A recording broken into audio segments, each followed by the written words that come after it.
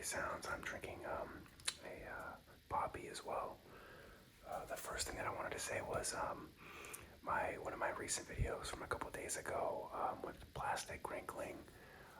Everyone seems to really be enjoying that video, so I have plans to do another one or two in the next week or so. I'm trying to find some new items that'll make some nice crinkly plastic sounds. But I'm really happy that everyone's enjoying that video.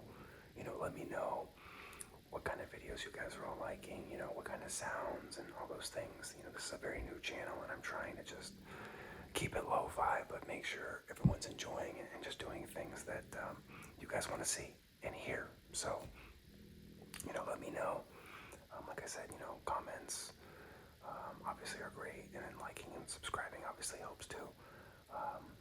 But yeah, I'm gonna jump right into it. Let me get one of these hard candies.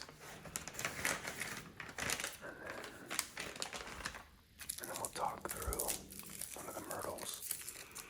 I should maybe just do a whole YumEarth candy wrapper video. These plastic sounds. You can probably hear my pup again snoring in the background. I think that's just going to be a constant in the videos. And if you guys, if you all don't really like that, let me know. Maybe it's time that I get some video editing software or sound editing software, and I can remove that. I was trying to wait until maybe my channel got a little bit bigger, but I've seen some good growth, so maybe it's time to do that, but I'll default to what you guys think. Okay.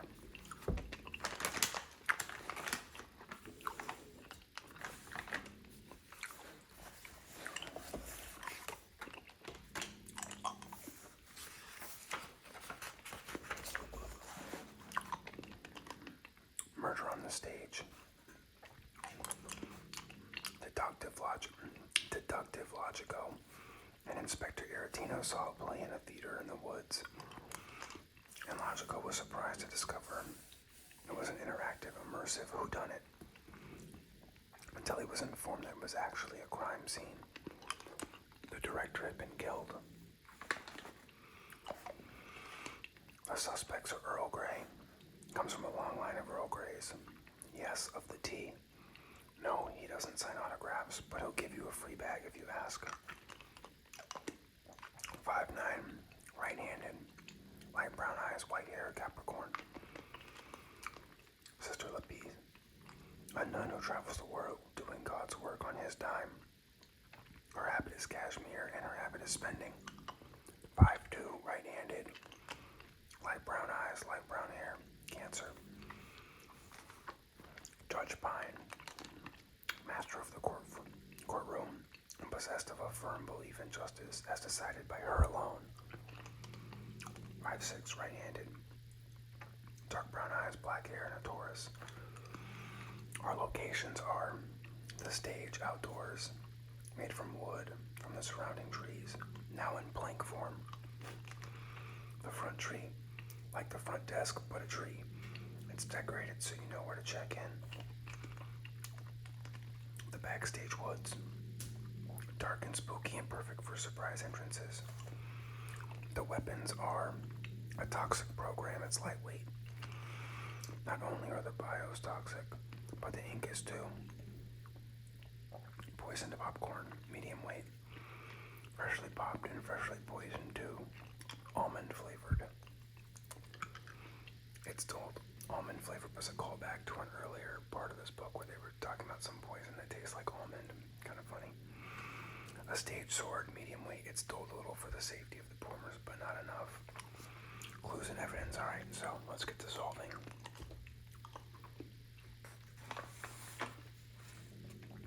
Earl Grey was terrified of the dark, so he would never go in the backstage woods. So this is Earl Grey. We know he would never go in the backstage woods, so the backstage woods is this right here, so he would not go there. So we're going to put an X. A Taurus had the weapon that was poorly dulled, so we know Judge Pine was the Taurus. So Judge Pine had the stage sword, because it was poorly dulled. as it stalled a little. So this is Judge Pine. So we know she was the one who had the sword, which is indicated with this. So the sword matches up with Judge Pine. So what we do now, we know Judge Pine couldn't have had the other weapons, and we also know that the other suspects couldn't have had the sword. Just remember, given this, everyone is only one of each thing, or was only allowed to be in one place and have one weapon. Okay, so that's what we know. Now we listen to the statements from each person. Two of them are telling the truth and one is lying. So if one is lying, it means the opposite of what they're saying. So what we do is we assume two are true, and then we assume the opposite for the liar. So it's really just kind of like a deduce and kind of figure out, okay, who's the liar. So I always start by assuming the first two are true and the last person is lying, and I'll just kind of make my way down from there if that doesn't line up properly. And basically, when you have the two truths and the opposite with the liar, everything should be lined up. All the boxes should line up properly. So, and what I do as a reminder to make sure I remember which ones are the statements, I do tinier circles and X's so I can remember to erase those. So, take my word as the Honorable Earl of Grey. Poisoned popcorn was by the front tree. So Earl Grey says poisoned popcorn. This is poisoned popcorn. It was by the front tree. So that would mean we would X out the other locations and the other weapons. Sister Lepee says a toxic program was on the stage. So this is the program. This is the stage. So we'll put a circle there, an X there, and an X there, which means the circle, last one has to be a circle there. Judge Pine says, all I know is that Sister Lepee was on stage. So this would mean, if we're assuming Judge Pine is the liar, we would say Sister Lepee was not on the stage. So, Sister Lepee was not on the stage. Now, we know, given those pieces of information, if Judge Pine had the dull sword and the dull sword was in the backstage woods, that would mean Judge Pine was there, because if Judge Pine had the weapon and the weapon was in the woods, that means Judge Pine was also in the woods.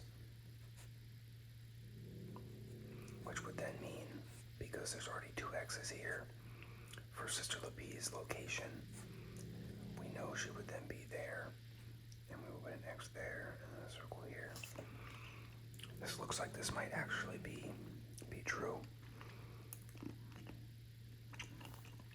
So, if we know that Earl Grey, according to what we assumed here, if Earl Grey was on the stage and then the toxic program was on the stage, that means Earl Grey had to have had the toxic program, because that was his location, and we know the location of the weapon. So I'm going to put an X there, and then a circle. Now if you see, everything lines up perfectly. Circle, circle, circle, circle, circle, circle, circle. So we got it right on the first try. Our first assessments here of who was telling the truth and who was lying turns out to be accurate. If it wasn't, some of these would be mismatched. Like this circle would be up here, and then it wouldn't make sense, because we would say that, you know, Sister Lepee had the popcorn, but she was on stage, but also Earl Grey was on stage. So in the event that it's not right, something here wouldn't add up, but we got it right on first try. So I'm going to say the murderer is lying. So Judge Pine was the one that we assumed was lying. So Judge Pine is the word of murderer. So, Judge Pine. Judge Pine had the stage sword.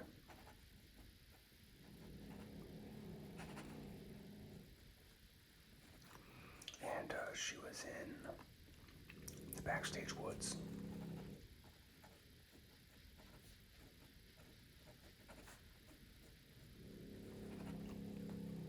Now, let's check the back.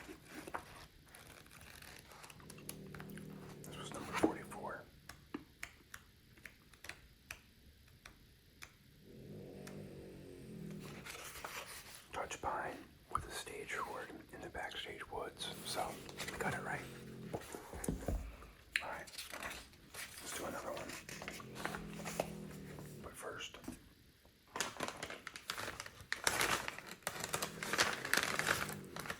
I'll get another one of these.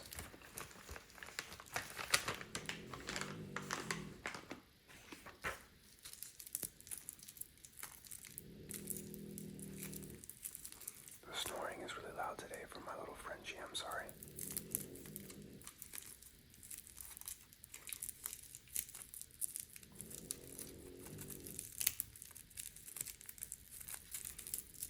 The plastic crinkling really does make incredible sounds. I know why you all loved the plastic crinkle assortment video I did the other day.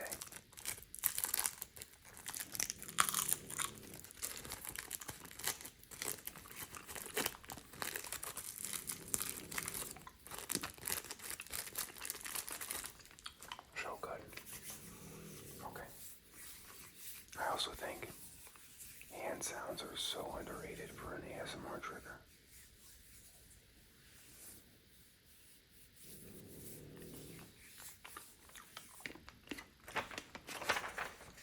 Okay. Next one.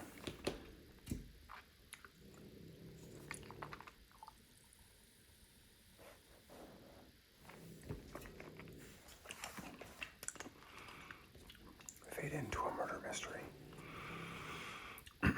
After Deductive Logical requested no more live theater, Inspector Iratino took him to see a murder mystery movie at a supposedly haunted drive-in theater. But as far as Logical could tell, it was a perfectly normal drive-in theater. There had to be something spooky about it.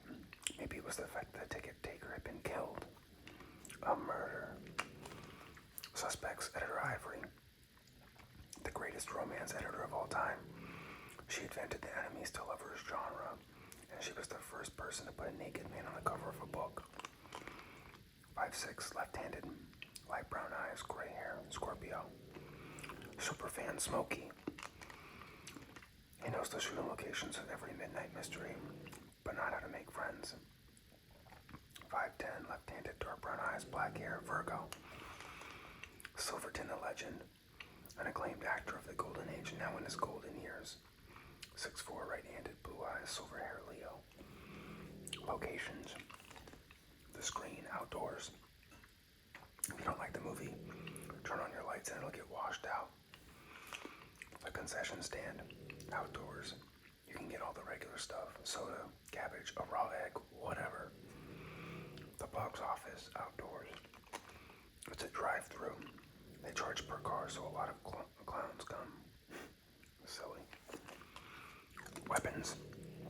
A spare tire, heavyweight, where the rubber meets your head. A shovel, medium weight, a multi-use tool. Kill someone and bury them with the same shovel. Poison popcorn again. Medium weight, freshly popped and freshly poisoned too. Almond flavored. Okay. We've got everything. Let's start jumping into it. So, a heavyweight weapon was left at the drive-thru. Okay. Well, we know the spare tire is a heavyweight weapon, so this is the heavyweight weapon. And the drive-thru was the concession stand, I think. Oh, I'm sorry, the box office is the drive-thru. So this is the symbol for the box office. This is the tire, so we know that the tire was here at the box office, so it could not have been at the concession stand or the screen, which is why we put X's. Because the tire was at the box office, we know these other two weapons could not have been at the box office, so we put X's there. Superfan Smokey used to stalk the person who brought poison popcorn. So we don't know who brought poison popcorn, but what we do know is Superfan Smokey did not bring poison popcorn because he wouldn't be able to stalk himself, right? So this tells us that he did not bring poison popcorn, so Superfan Smokey did not bring poison popcorn. So now we get to the two truths and a lie portion, where we kind of just rule out who doesn't make sense, like which logical deduction here isn't appropriate. So I'll do the the same thing I did last time in the hopes that one of them will be wrong so that I can show you what it looks like. So we'll do the same thing. Assume the first two are true and the first person is lying. So Editor Ivory says Silverton the Legend brought a shovel. Okay. Silverton the Legend brought a shovel. Which means he couldn't have brought any of the other weapons here, so we put X's, and then nobody else could have brought the shovel. Now we already knew earlier that Superfan Smokey did not have the poison popcorn, and now we know that he didn't have a shovel, so he had to have had the tire. Which means Editor Ivory couldn't have had the tire, so that leaves one spot left. So Editor Ivory had the popcorn. Now let's keep going. Superfan Smokey, oh wow. Editor Ivory was in the concession stand. Editor Ivory, concession stand. Mark the other ones here. So I can already tell I think there's something off, and you'll see what I mean, but like all the circles should match up properly, and I can already tell they don't. Silverton the Legend says, let me tell you how it is. I was by the screen. So if we assume Silverton's lying, it would not have been by the screen. So Silverton Legend by the screen. Put an X there, which would mean a circle would go here. An X there and a circle here. So if you see, this doesn't match up. So all the information we just got, according to this, Superfan Smokey, we'll start here. Editor Ivory would have had the popcorn, poison popcorn, at the concession stand, which could actually check out. There's a spot there. But what I'm looking at here is we were told that a tire was at the box office and that the Silverton the Legend was also at the box office. But if you look at the weapon that the Silverton Legend has, he has a shovel. So that doesn't make sense. The weapon was 100% at the box office. That was the big circle. We knew that. So how could he have had the shovel? He would have had to have had the tire. So that's our first sign that something is wrong and this is not the correct line of thinking. So Silverton the Legend, I think, is definitely telling the truth, but now we have to figure out who of these two is the liar. So I'm going to go back and erase all those tiny circles that we did.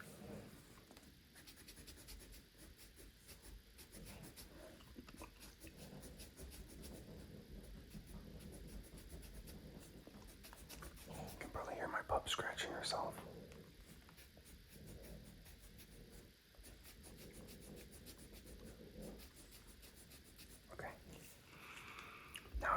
Superfan Smokey is the liar. So, Editor Ivory, Silverton the Legend brought a shovel. Okay. Silverton the Legend brought a shovel, which means, again,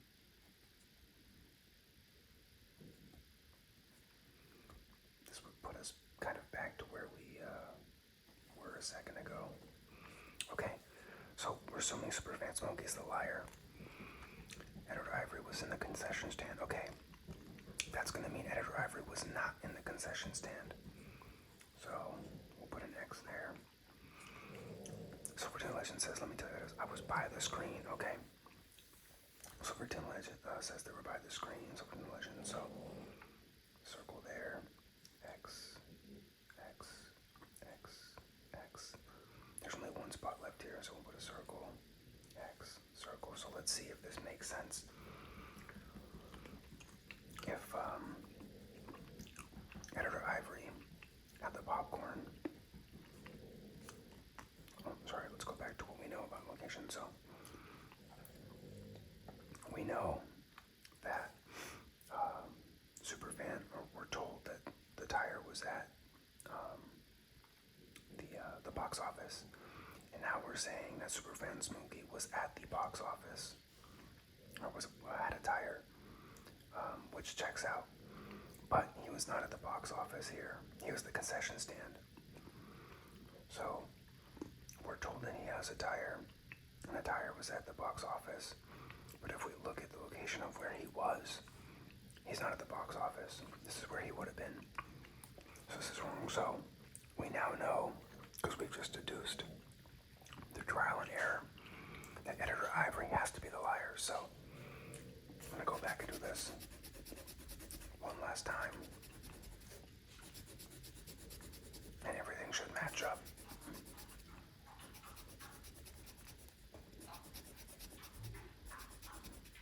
Sorry if you can hear the pup drinking water. So, Editor Ivory, Silverton Legend brought a shovel. Well, we're going to say that's a no. Superfan Smokey, Editor Ivory was in the concession stand. Okay.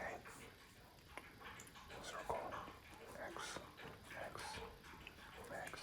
X. Silverton Legend, I was by the screen. Okay. Circle. X. X. Circle. So now, let's look at what we have here.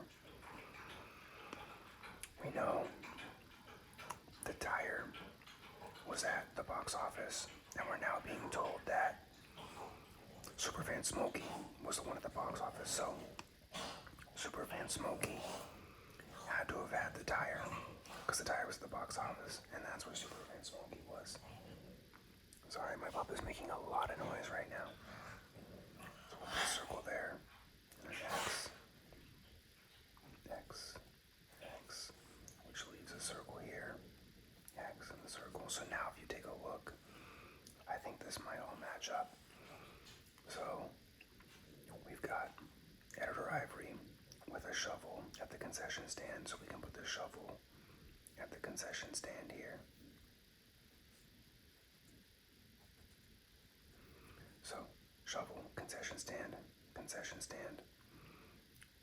Superfan Smokey, tire, box office, tire, box office, Silverton the Legend, poisoned popcorn at the screen, poisoned popcorn at the screen. So, we know this is correct. Editor Ivory was indeed lying, so Editor Ivory with the shovel at the concession stand.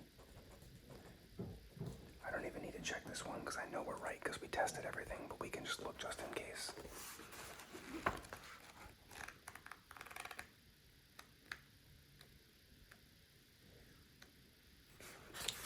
Editor Ivory with his shovel in the concession stand. There you go. That's it. Okay, everyone. That's going to be it for today's video. I hope you guys like these Murdle playthroughs and the sounds of the hard candy. I'll get another plastics sounds video up soon. I'm going to do some other, I think, tapping videos and some more collection videos. So until next time, I hope you guys all rest well.